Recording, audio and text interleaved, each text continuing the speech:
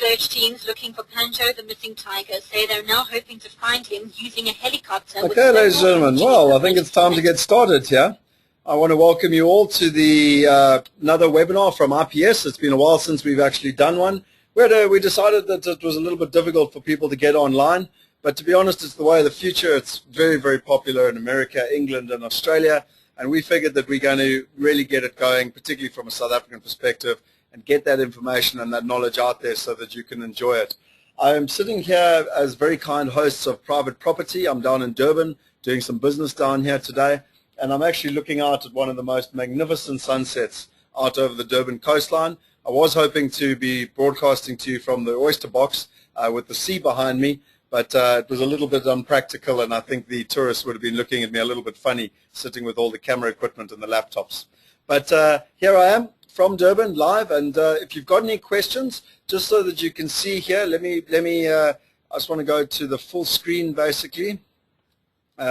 Up to the right-hand side, you should be able to put your hand up. I'm not sure if you've used a webinar before, and we'll be able to ask questions, and also if you send through questions, I'll be able to answer them. It is a little bit interactive, but also by the same token, I'm talking and trying to run the PowerPoint, so sometimes I leave the questions till the end.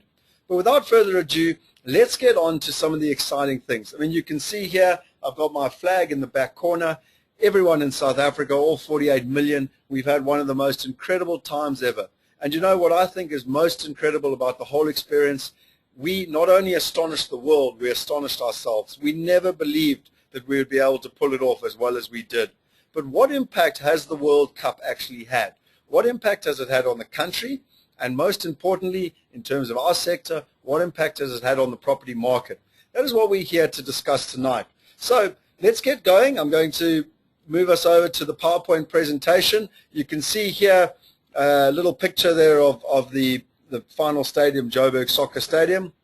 And what I wanted to do was I wanted to run through and just take you down memory lane. Let's take a couple of memories here, and some of the pictures you can see there with the band and Shakira singing at the final, some of the fireworks and lighting displays that took place at Joburg Stadium, the singers, the elephants, a little bit better than the dung beetle from the opening game. And you guys have seen all these visuals before, but I thought it would be good to just remind everyone of the magnificence of what was actually achieved. The great man himself, Nelson Mandela, it was so awesome that he was there. I was actually at the opening game and was devastated that he didn't turn up. Unfortunately, with his own personal tragedy, you've got the final trophy. There you've got Soccer City. For those of you that went, it's absolutely amazing stadium. And just some more of the lighting shows. And I really wanted to put this one in. You can see a Dutch fan there saying thank you to South Africa. And I love this one. You know, South Africa, be proud we did it. You know, this was at the final. What an incredible moment when we got to the end and we all realized what we had achieved.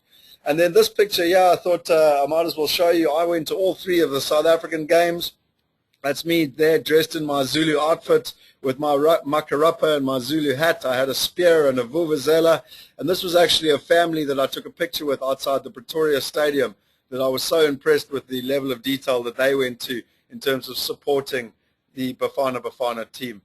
And this here was actually, and I excuse the Budweisers, but that's myself and my business partner. And this here is Kindness and her boyfriend Brian.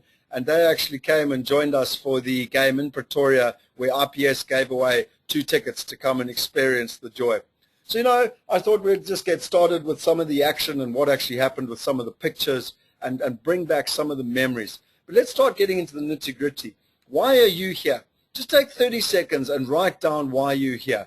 What is it? Are you looking at understanding what impact the World Cup had? Are you wanting to understand the world markets? Are you looking for information on the South African markets? Are you looking to understand the mortgage situation, understand the legal process? Are you looking to understand how management works? Are you looking to buy a home? Are you looking to find an investment opportunity? Or possibly are you looking for something else? You know, there's many, many different reasons that people will be on these webinars to get the information. And from an IPS perspective, we will constantly, we will constantly be looking at adding value. So let me know if there's things that are not being answered. We can look at them next time. I believe that a lot of people will be here because they're looking to make some money. At the end of the day, that's the long-term objective, and hopefully even better, they'll be looking at trying to create financial independence, financial freedom, or financial abundance. Now, did the World Cup help us with that? Did it give us short-term gains, or did it give us long-term gains? Let's look at some of those answers. So Grant Thornton actually came out with a study which basically helped in terms of giving people a prediction on what would actually happen with the World Cup. I've been using this slide for about 3 years, and they predicted that the global TV audience would be 1 billion, 3.6 billion would watch at least one game, 3 million tourists would come to South Africa, 30 billion would come into the country, 159,000 jobs would be created, 8.7 billion would be spent on transport upgrades, 5 billion on the stadiums, 21 billion would be generated for the South African economy, and 12 billion would be come in direct spending.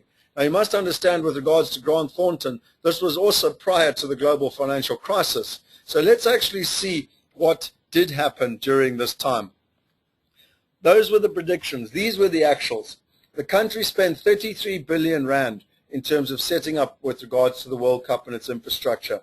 In 2002, our ratio of investment to GDP was only 14%. The global norm is 25%. By 2009, that ratio had increased to 22.4%. We spent 12.95 billion on transport, 3.5 billion on ports of entry, and 1.5 billion on telecoms.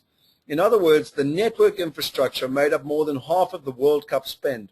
And these are the type of things that I believe are the most valuable in terms of the long-term legacy with regards to South Africa.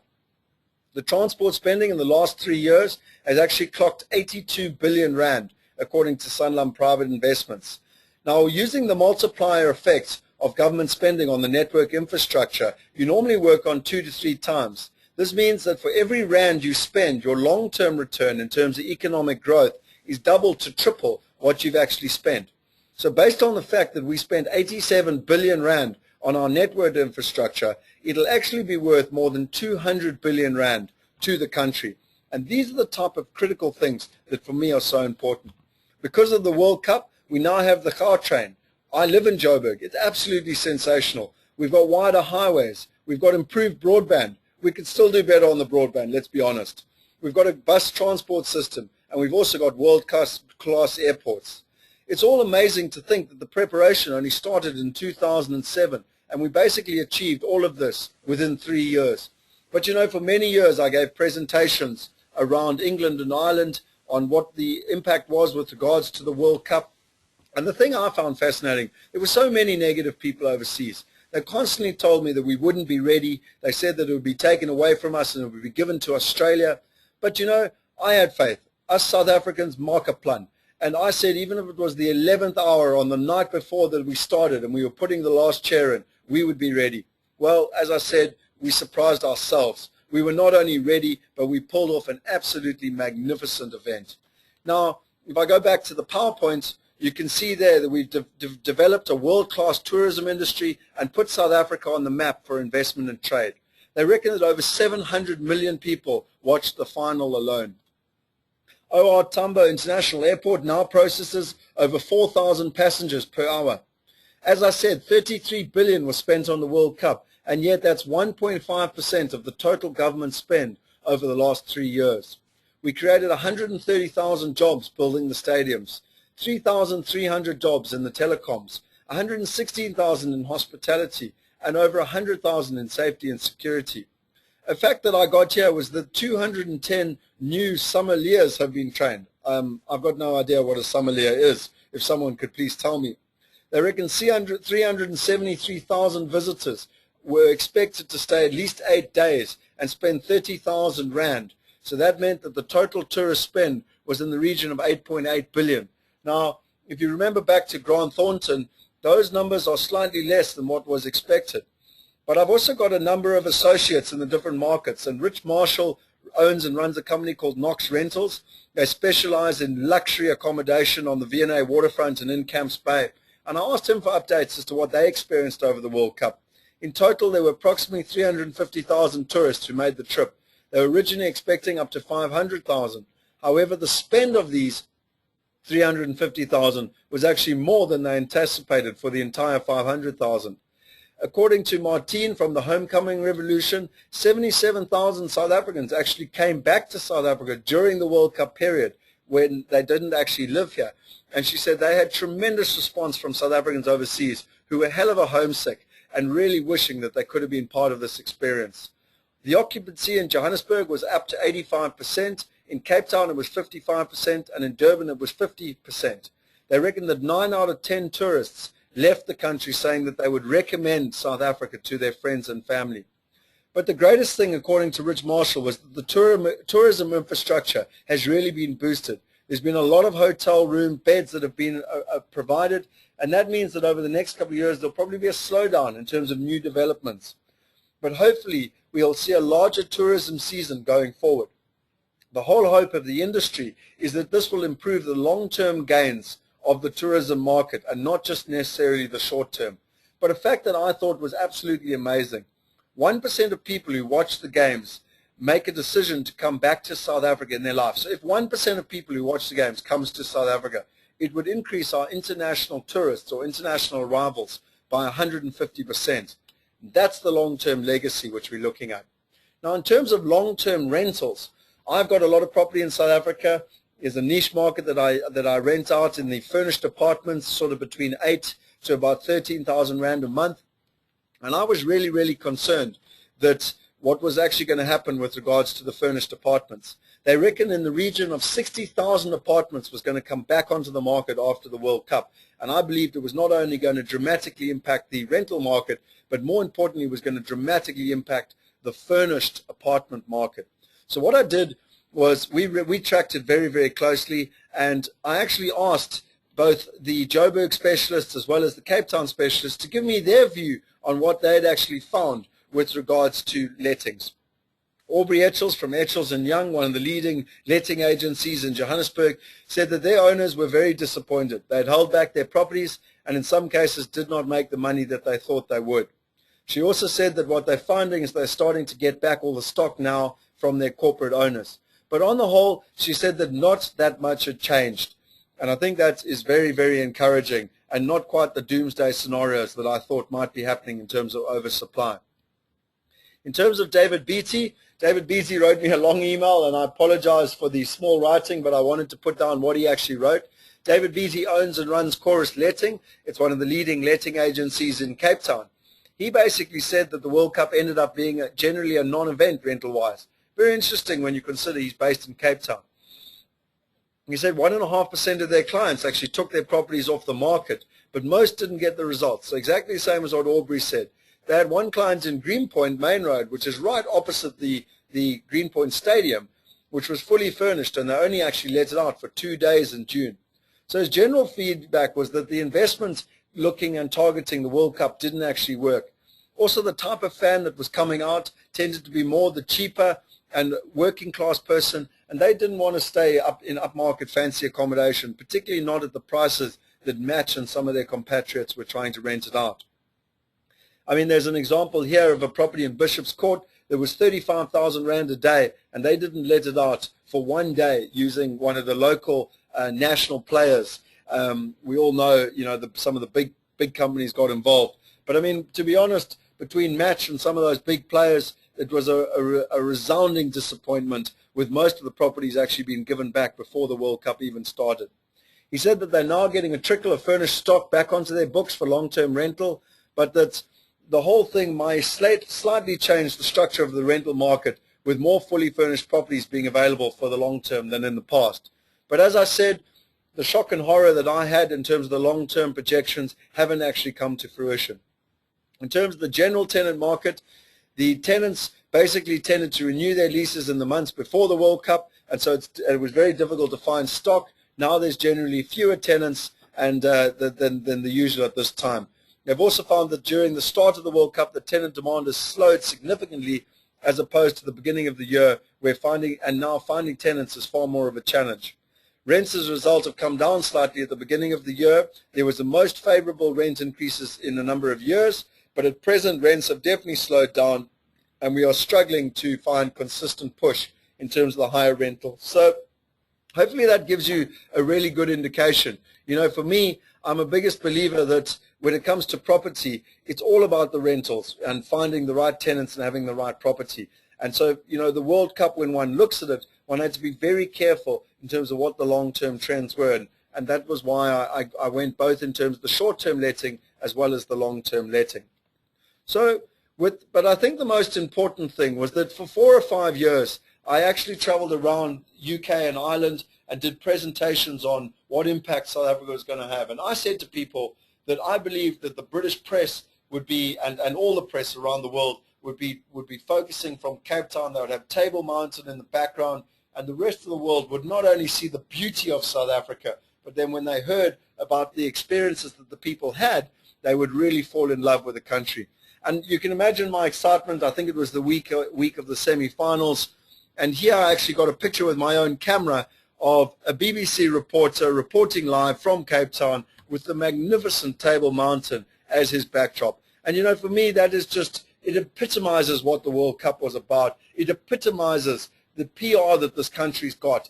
And now think about the long-term benefits of this. I've actually put up a blog there. Our blog is http://blog.ips. So I'll just send that now quickly as a message to you so you can click on it. I'll be referring to it later as well.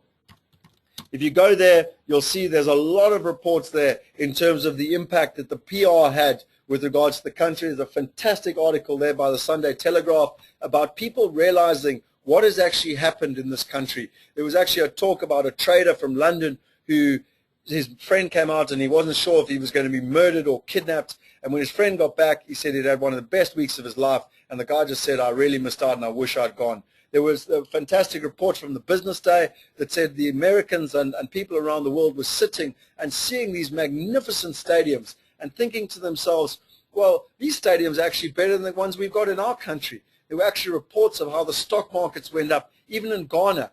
And so go to that blog and read those reports, because I think it really epitomizes what I'm trying to say in terms of the long-term potential with regards to the PR that the World Cup did, in terms of the positive PR. And for those of you that know, I mean, one of the most successful countries with PR is Australia. Look how successful it is when a country has good positive PR about the country and its long-term growth and potential. So moving on to the next slide, I basically wanted to talk about that PR and the impact. When one takes the Olympics into account, you can see here the 1992 Barcelona Olympics, the 5-year increase in Barcelona was 131% and Spain was 83%. Atlanta was 19% and the host nation was 13%. Sydney was 50%, with Australia growing by 39%, and Athens was 62%, with Greece growing by 53%. But I think the key here is, with the global financial crisis, we're not going to see short-term trends. I'm not going to sit here and make big promises about the impact that it's had on property in the short term. And so I don't think that this model is really what we're going to see in South Africa. What I do think we're going to see is what actually happened in Spain and Barcelona in 1992. Over 20% of people actually revisited Barcelona for the Olympic Games, returned. So of all the people that came to the Olympic Games, 20% people returned for a second visit. Of those, 6% actually returned for a third visit. And in the subsequent years, a further 2%, nearly 150,000 people, ended up buying property or arranging long-term leases in southern Spain as a direct result of the Barcelona Games. Now, when one looks at it, the Spanish property boom really took off in the mid-90s. And it's my complete theory. There's no science behind it. But I believe that the Barcelona Olympics had a major impact, catalyst, on actually creating that. It's proven again with the Tour de France and the impact. That's the third most popular sporting event in the world, and it's had a similar impact on property throughout France, but particularly in southern France. So I believe the impact is the long-term trend. It's people around the world actually waking up to the opportunities in South Africa, seeing the beauty that we've got in this country, hearing the stories about the people, and realizing the opportunities. And as they come back, through word of mouth and positive PR, they'll start to understand the properties, they'll start to understand the opportunities, and that's where I see the long-term trends.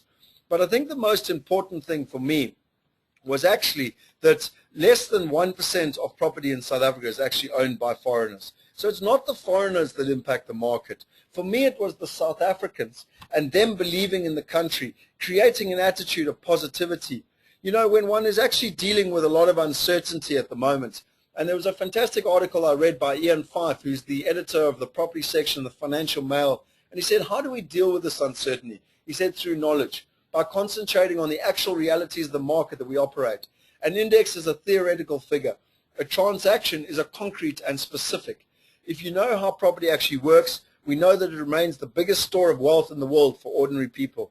That is so because it remains the most predictable and conservative of asset classes, and it is the most often than used as a home as well as an investment.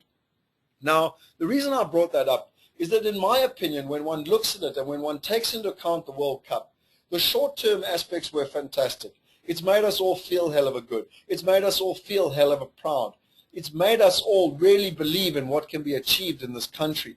However, when it comes to property, one needs to do a full circle and realize that the World Cup is actually immaterial to making long-term money and achieving long-term growth in the market. And on that basis, I wanted to then move on and talk about the 10 critical components that one needs to understand when investing in South Africa and what impact it will have. Because the World Cup has had an impact, and it will have a long-term impact and trend. But more importantly, you need to understand the fundamentals of the South African residential property market to understand it, just like Ian Fife said, so that you can make the right investments and make the right decisions. So I'll go back to the PowerPoint here, and I want to take you through those 10 essential items. The first one is the double dip and what is actually happening in America. This here, the purple line, is the subprime crisis. It's the commercial mortgage, it's the residential mortgage, reset mortgages. What that basically is that people were given very cheap mortgages for 2 and 3 years on a fix. When they said to the mortgage broker, what happens when it comes to an end, the mortgage broker said, don't worry, we'll just remortgage it. Well, as you know, that movie didn't play out. Those reset mortgages came to an end. Those people lost the properties, and this effectively was the subprime crisis, right through 2007, 2008, and peaking here in 2009. The worrying thing is that we're right in the middle of the storm here in 2010. And what is actually coming on the right-hand side is the light blue reset mortgages. And those are the longer 3 to 5 year commercial reset mortgages. So if you think we're completely out of the problems in terms of the worldwide market, you need to understand these fundamentals. I spent a month in January traveling all over America, not to invest in American property, but to understand the market, because I believe if you're investing anywhere in the world, in the property world, you need to understand what's happening in America, because the problem started in America, and I don't necessarily think they'll finish in America, but we need to understand what's going on in that market. So that graph is very, very important, and I would advise you going to my blog. There's an article there by Robert Kiyosaki actually talking about the reset mortgages and his predictions on where he sees the property market going in America. The second one that I think is very, very important is where to next from a global economic perspective. You know, I've put up that blog link again, blog at ipsinvest.com. Now, with all due respect, I decided that I would just talk about it. If you go to my blog, there's 3 articles there by Kees Bruggemans, who's the chief economist from the FNB. I personally believe is one of the best economists in South Africa. He turns and writes about economics in a way that you and I can understand. I've learned more about him and his writings on economics than I ever learned at university during my economics degrees.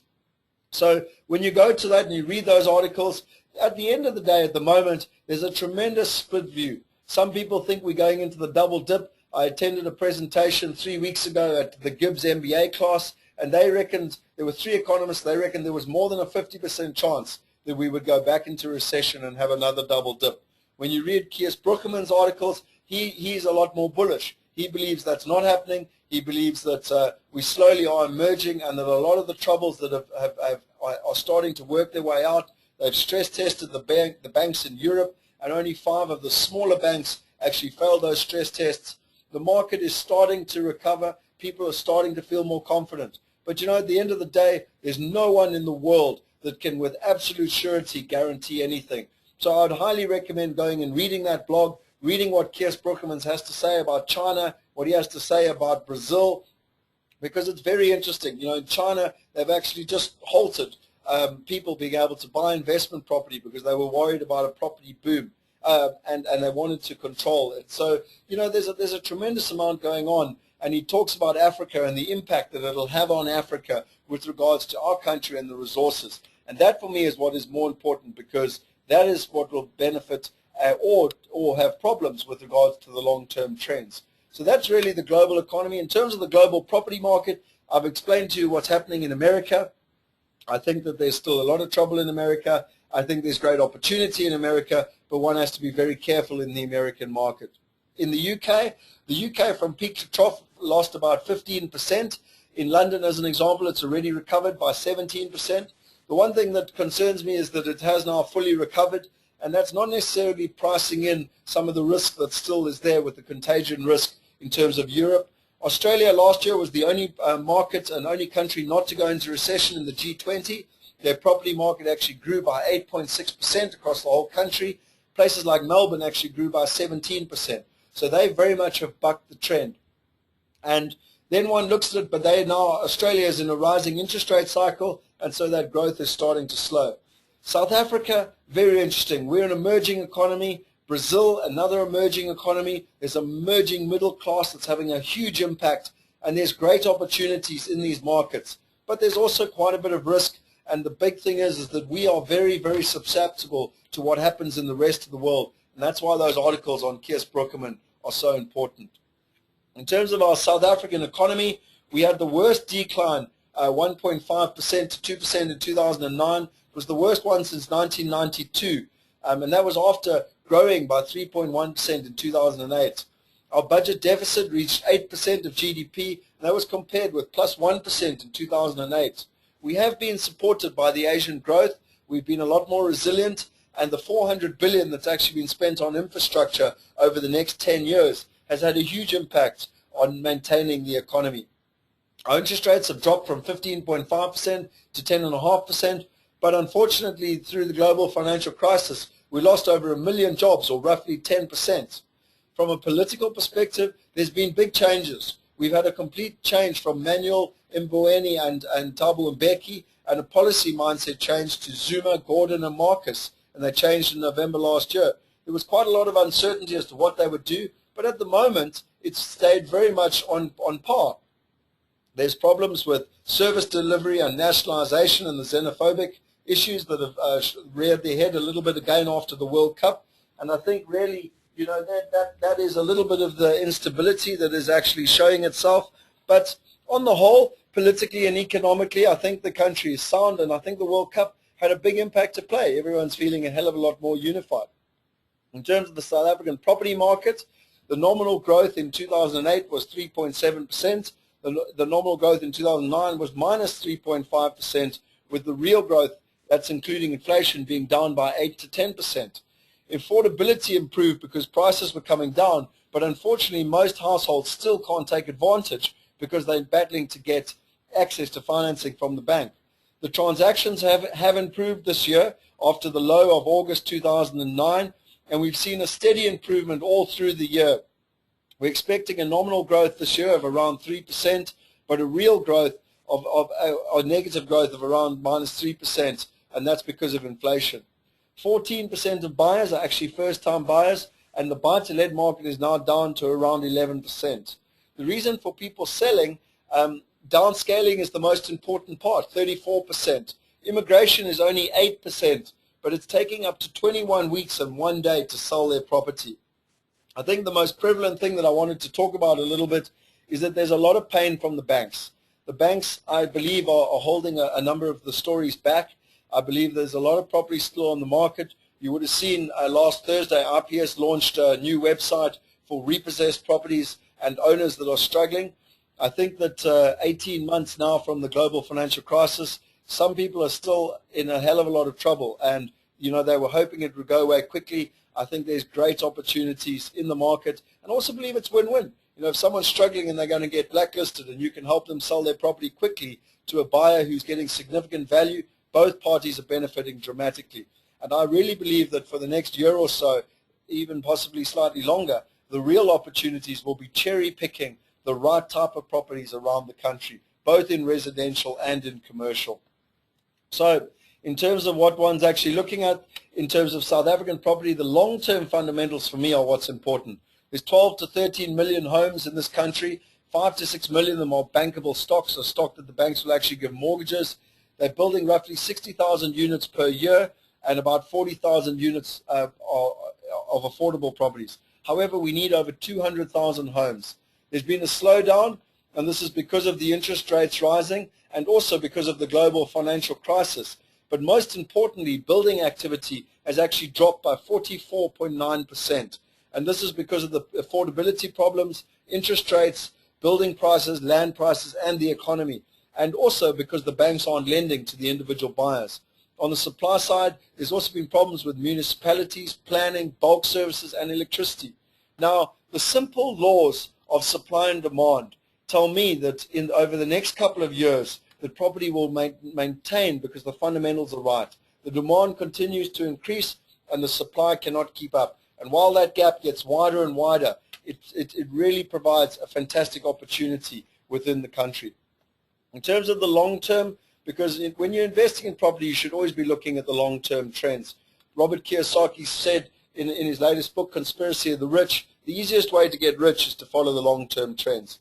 In terms of the future of South Africa, the interest rates have definitely disrupted things and the global economy has disrupted growth, but the demand is continuing to increase from the middle class. 2.6 million families have joined, Black Diamonds have joined the middle class in the last 15 years, and it's grown by over 30% in the last 12 months. Kees Bruggemans goes on to say that China will dominate the coming global expansion and commodity exporters will greatly benefit. There'll be an ease in our balance of payments. The growth in South Africa annually for the next 10 years will average about 3.5%, with the real GDP expansion between 40 to 50%. The population will increase from roughly 48 million to 50 million, and that will be a gain in capita from 30 to 40% per person, so that's in terms of their wealth. Formal employment will increase from 9.5 million to roughly 12 million, and the informal sector will increase from 4.5 million to roughly 6 million. The ranks of the middle and working classes are going to expand dramatically. South Africa is only urbanized at the moment around 50%. They reckon another 10 million people are going to be moving to the cities in the next decade. But because of the World Cup, we've got great infrastructure. We've got the Gautrain, we've got modernized taxi and fleets, we've got improved electricity, we've got modernized roads, networks, ports, and airports, which I've already explained. So the long-term potential is that there's going to be huge national income gains. There's going to be expansion in the middle and working classes. People are going to be moving to the city centers, and this is all going to be allowed with a greatly expanded infrastructure. So the long-term thing to expect is actually huge gains, and they'll be what Kees Bruggemans believes is possibly even better than the recent gains of the last decade. So, you know, we're in tough times at the moment, and in tough times there's also great opportunities. But I think the important thing here is that the long-term trends, the fundamental underlying factors are very much in favor. When one looks at interest rates, our inflation is currently below 6%, which is our marker between 3 and 6%, but there is going to be a 45% increase in electricity over the next 3 years. Kees Bruggemans believes that the interest rate in 2010 will be between 8.5% and 11%. As you know, Jill Marcus actually held interest rates on Thursday last week and actually said it was the end of the interest rate cycle. So I don't think, unfortunately, it'll be going as low as 8.5%. In 2011, Kees Bruggemans actually sees it going up slightly, and between 2011 and 2012, he says that it very much depends on external factors. So, you know, there's quite a good argument to say we're at or near the bottom of the interest rate cycle. Something that's very important from a South African's perspective is that one needs to take into account the exchange rate. I'm very positive and pro about South Africa and its long-term potential, but at the end of the day, it's fact that the rand will continue to devalue against the major economies. While our inflation is higher than that of England, America, or Australia, it's economic fact that over time our currency will devalue. The OECD came out last week saying that the rand was overvalued and it was hampering growth in the country. Zuma was talking about it. Kusatu is putting huge pressure. So there's not just economic factors, there's also political pressure. And there's actually a group here that has for the last 10 years been predicting the rand to the US dollar. And something that I find very interesting is that they've got a tracking performance and got it right in more than 80% of occasions. The only thing they're unsure of in the next 5 years is whether the rand is going to be roughly 12 rand to the US dollar. Remember, it's currently around 7 rand 50 at the moment, or 22 rand to the US dollar. And you don't need to be a mathematical genius to understand that that graph is telling you it's going in one direction. So my opinion is that in this country, it's an emerging economy. There's fantastic opportunities for growth. There is more risk, but when you understand the market, you can manage that risk. And you know, you should be using it, getting fantastic growth in this country, and then taking some of your money and investing it in the first world countries to allow for wealth preservation. But that's a whole nother seminar or webinar that we're actually doing on Tuesday next week, talking about the international markets. In terms of the rental demand, I have explained to you how important it is. I think the most important thing here is that over the last 18 months, I've learned the most important thing with regards to property investment strategies is where is that rental income coming from? Where is the rental demand? Because if you've got a stable rental income, you can ride through recessions. It makes you feel half bulletproof because, you know, I take my properties in London. There's a massive recession in London. But at the end of the day, my rentals have continued to come in. My mortgages, actually the rate went down. So the gap between my rental income and my expenses actually widened. And whether capital growth has gone down or not is irrelevant for me. As long as the recession continues, I'm happy because I'm earning a great rental return. And that is a fundamental which people need to understand so dramatically. In this country, everyone got very excited by capital growth. If you focus just on capital growth, it's basically like trying to bet on winter. Because when the economy turns on you, you go bankrupt. And that's where the opportunity lies in this country, because a lot of people bet against winter. Winter has arrived, and now there's fantastic opportunities on the market, not just from individual sellers, but also from developers, because a lot of developers got a bit too greedy, built too much stock, and there's some great opportunities out there. And then lastly, in terms of the 5 to 10 year prediction, I believe that property is going global. I believe that a lot of people in the last 5 to 10 years have always only focused on their local area. The local estate agent was the one that had all the facts and figures, but now things are changing. I believe now that with the internet, we've got access to information, we've got transparency, and the people are going to look for the best returns. If Brazil is the country at the moment with the greatest opportunity, then you should be looking at the Brazil market. If South Africa presents a great opportunity for foreigners, they should be looking at the South African market. But there's only one way that it's going to happen, and that this is going to it's going to happen through an integrated approach. It's going to happen through transparency. It's going to happen by having a global platform from an IT perspective, and most importantly, it's going to happen by working with best-of-breed partners. You need to be working with the best operators on the ground. You need your eyes and ears on the ground, and that is really what IPS does. We partner with the best-of-breed partners around the world to help you invest, not only locally, but also in the international markets. So, you know, my 5 to 10 year prediction is that property is very much going to go collaborative. There was actually a study, in my opinion, it's the science of nature. You know, when birds fly in flocks, 25 birds flying in a flock can actually fly up to 70% further than a bird flying on its own. People have been concerned about funds in the past. The reason being is that there's been no transparency. Generally, there's been too many fees taken off the top, and people haven't got the same returns as buying into direct property. That is going to change. Through collaborative investment and working with best-of-breed partners, you'll be able to take all the pain out of property. You'll be able to create transparency. You'll have liquidity. You'll be able to know what the fee structure is. But most importantly, you'll be able to get better returns than direct investment and not have the pain involved in property. And that is where property is going. Mark my words, property is going global. This is a very exciting time. And South Africa is one of the markets that the rest of the world is actually looking at. And again, if you go to my blog, there's an article there from an American property fund that was actually reporting South Africa as one of the top 3 destinations in the world to be looking at from a property perspective. So really, what I wanted to finish off with was a little thing that I came up with, and that was the life cycle of an investor. A lot of people don't understand it. It looks on the left-hand side here, you can see you've got your learning curve, and on the bottom, you've got your financial independence, your freedom or abundance. Remember, that's what we started with. Who here wants to make money and ultimately get financial independence, freedom or abundance? So as you can see here, as your learning curve goes up, so does your financial abundance. So for me, there's a number of stages. You've got the birth, you've got the infancy, you've got the toddler, you've got the teenager, you've got the young adult, you've got maturity, you've got midlife evaluation, you've got your golden years, you've got your legacy, you've got aging, and you've got death. Now think of it exactly like a kid. It is exactly like a young adult, a kid being born, moving through, becoming a teenager, through to maturity, and ultimately, becoming either wise or passing on. Now, when it comes to property, I believe the birth stage is where you leave home, you're renting, you start earning and can save a little, you go on a couple of courses, you possibly start walking the streets looking for property, but most actually do very, very little.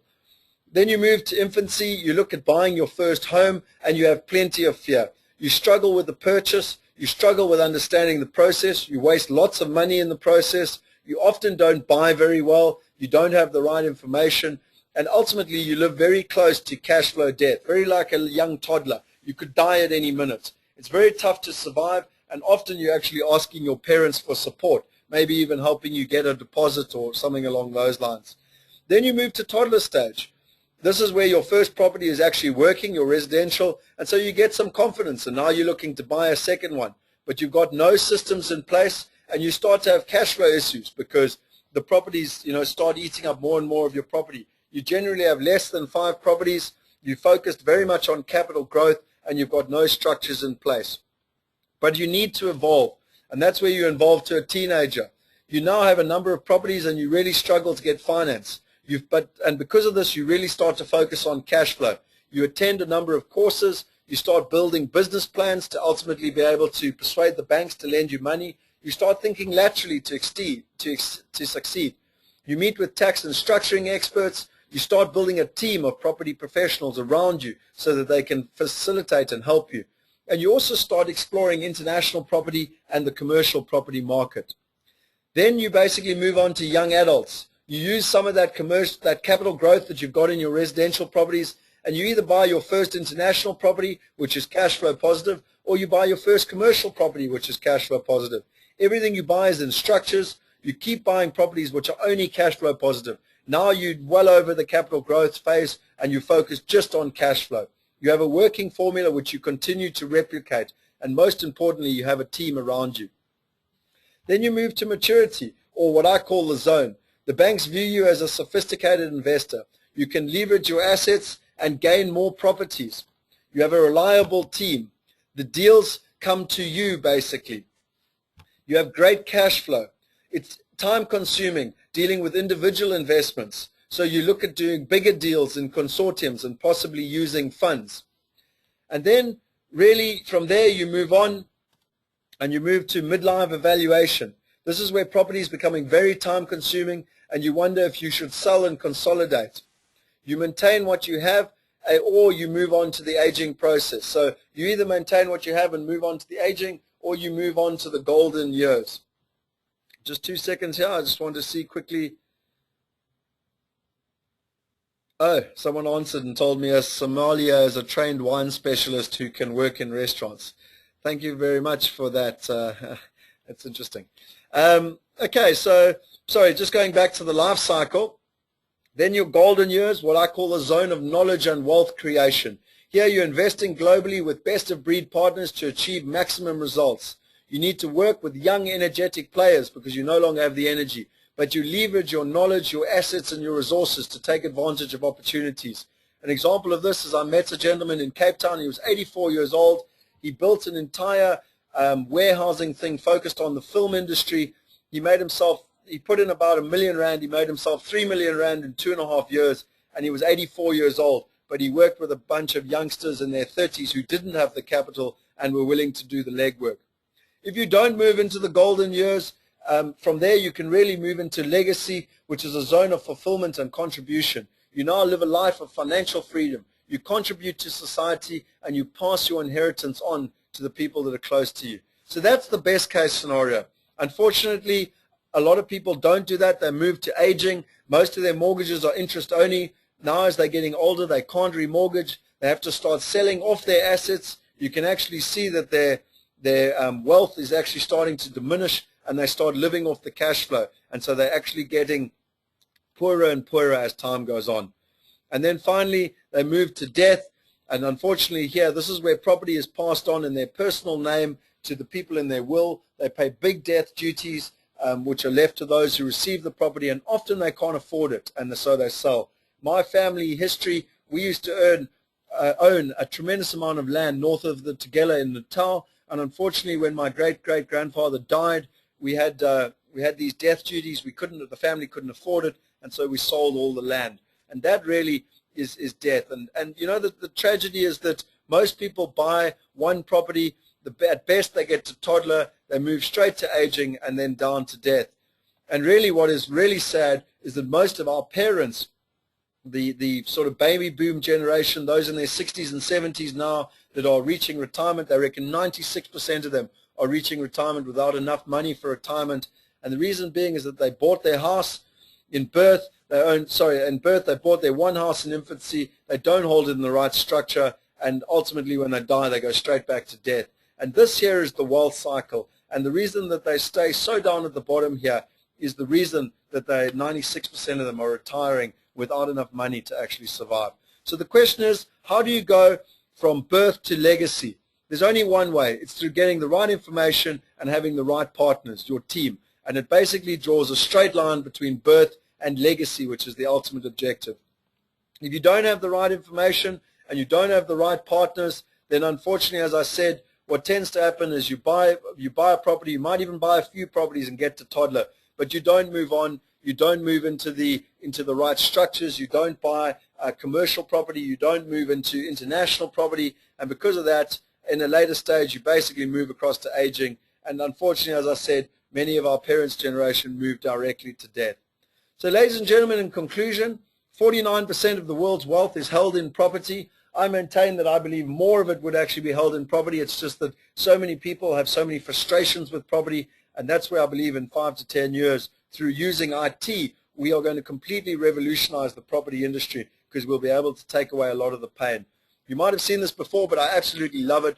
Jim Rohn says to become financially independent, you must turn part of your income into capital, turn capital into enterprise, turn enterprise into profit, turn profit into investment, and turn investment into into financial independence. So in terms of the next steps, you know, if you are interested, fill in the feedback form, set up a meeting, and we can help you, take you right through the entire process. I basically, from an IPS perspective, we've helped over 2,000 people invest in international property, both in South Africa, the UK, and Australia. We've got extensive experience, and I really believe in the saying by Johann van Gogh that says, whatever you do or dream you can do, begin it. Boldness has genius and power, and magic, begin it now. The reason I bring that up is you can see all our contact things there. A lot of people sat back wondering what the World Cup would have. And really, the World Cup has been absolutely amazing. The short story to the long question in terms of what impact has the World Cup had, I believe that it's had a great impact long term. But I honestly believe that from a property perspective, it's had no impact whatsoever. Long term, it might impact the country slightly. As I said to you, less than 1% of foreigners actually own property. So what you really need to do is you need to focus on the fundamentals. You need to focus on the fundamentals of the South African market. You need to focus on where the opportunities are. I've spoken to you about the bank repossessed properties, the desperate sellers. They do say that in every storm there's massive, massive opportunity. My saying for 2009 was, rather than focus on the storm and the hurricane, rather learn to dance in the rain. Every single property and successful businessman talks about mindset. In these tough times, it's all about having the right mindset. So what I wanted to portray to you today is that if you've got the right mindset, there's great, great opportunity. And the World Cup, I believe, will have a long-term legacy for our country that's added to those fundamentals. So just before I take some questions, you can see there the website, ipsinvest.com. You've got some of our numbers there. You've got that blog that I mentioned every time I put up those articles. I would highly recommend following Twitter. I won't give you an update as to what I ate for breakfast, but between me and my team, we're constantly updating you with the latest information and trying to add real value to what you're actually doing. And then YouTube, we put all our videos up on YouTube, and we have actually recorded this presentation. So that's all from my side. I wanted to see if there's any questions. If you could please send through some questions, it would be appreciated. I'm sure that your question would be as much wanted other people to answer the question. So send us some questions. We've got about 8 or 9 minutes before the hour is up. Let me know if there's anything that I haven't been able to answer.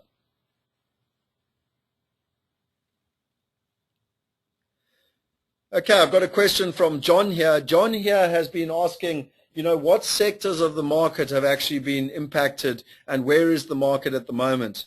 John, that's a great question. I think one of the most primary sectors is the properties below 500,000. The bank has, all the banks collaborated and they've promised government that they'll lend 42 billion rand to the sector. And that's basically people earning between 3,000 rand a month and about 12,000 rand a month. And that ultimately gives them an affordability, particularly with a joint income of up to 500,000 rand. That is the sector that we are finding where the best places are to actually get financing with regards to the banks. However, in the 500 to a million or 1.2, a lot of investors, a lot of people bought property, they've geared themselves to the hilt, they borrowed too much, and they're starting to sink. There's some fantastic opportunities out there. I bought a property with my wife about 18 months ago. It's now cash flow positive by over 3,000 rand a month, and there's probably 300,000 or 4,000 rands worth of 300,000 or 400,000 rands worth of equity in that property. There are some amazing opportunities out there, but you've got to be prepared and willing to look and to be able to walk the streets. And that's really where our new website has come, and we've also got an exciting new development that will be coming in the next couple of weeks, enabling people to invest in those type of properties. Okay, let's look here. We've got a couple more questions. Let me just read them. Sorry, I just want to open up this question box properly. Okay, how difficult is it for South Africans abroad to buy property back home? In South Africa, are banks offering mortgages? Marco, it's a good question. Unfortunately, I don't have a very good answer for it. I had a good meeting with Standard Bank last week, Friday. The banks at the moment are lending about 70% loan to value to foreigners. For those of you that remember the presentations that I did in London for many, many years, we were the first company to get the banks to lend 100% to expats overseas. At the moment, the banks view it as someone overseas as more risk. So unfortunately, pretty much across the board, you're looking at 70%. They did say that they were looking at relaxing that slightly, particularly as an example, if you had a Standard Bank current account.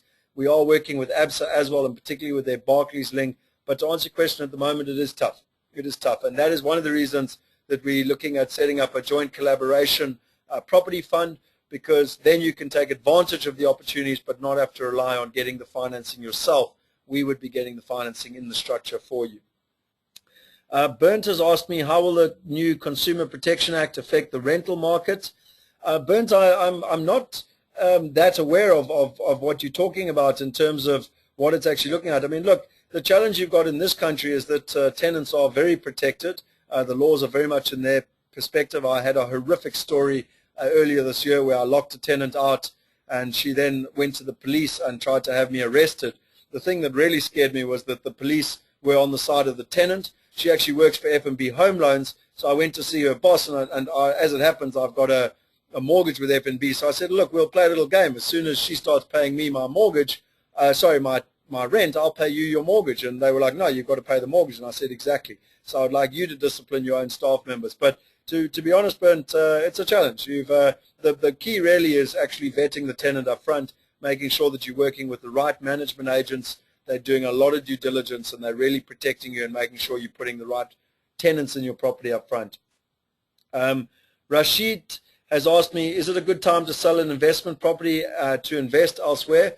Rashid, I don't know if you know a gentleman by the name of Dr. Hannes Dreyer, a very, very wise and astute investor. He taught me many, many years ago, it's not good to sell property unless you've got a better opportunity to go to. Particularly in the current market, it's something that I've got. I've got a couple of properties that I'm not that happy with at the moment, and I would like to sell them and buy better properties. I think there are better opportunities out there. The challenge is whether I'll get more mortgages. You know, I've got a mortgage and the bank has lent me money. Doesn't mean the bank will give me another mortgage. So I think that you've got to take that into account based on a deal-by-deal basis, and also be very careful as to whether the bank will lend you money once you've sold your property.